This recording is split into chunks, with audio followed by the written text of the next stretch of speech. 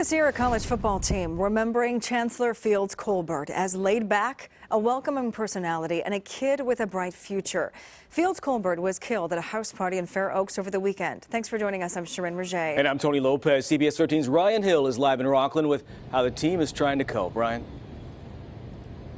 Yeah, guys, the team's players have been showing up in a handful of groups here. Just check out this memorial. One player recently just put down a white pair of cleats here. There's equipment, there's footballs. But one of the things that really stands out is his championship T-shirt, because Coach Benjamin Noonan is saying that all football events are being placed on hold as they all grieve over the player that had a heart of a champion.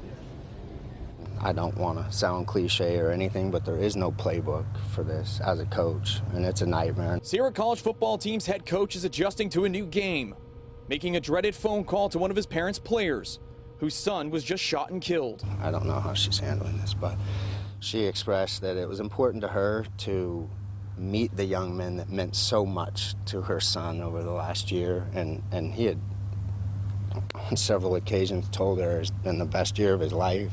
Made some great friends. It was a chaotic scene in Fair Oaks when a weekend party at an Airbnb turned violent. Chance ran off after someone fired at him, but collapsed blocks away and ultimately died at a nearby hospital. It's definitely going to be emotional.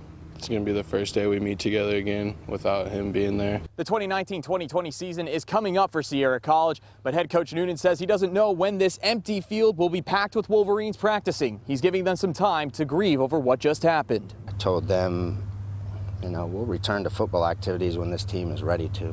Not when we say, but when you guys feel in your hearts that you want to be back out on this field and together. One of Chance's teammates says that's time many players may need after the senseless shooting that killed one of their own. He has our back. He's been talking to us, trying to get us help with the counselors if we need it.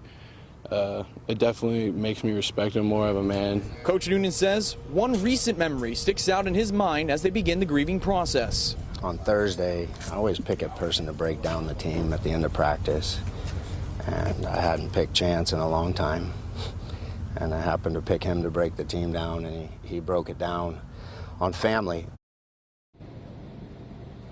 Coach Noonan tells me that outside of this memorial, there will be an official event honoring Chance's memory. He says that they'll have something planned within the coming days. He sounds like a great young man, touched a lot of lives. Ryan, thanks. Live in Rockland tonight.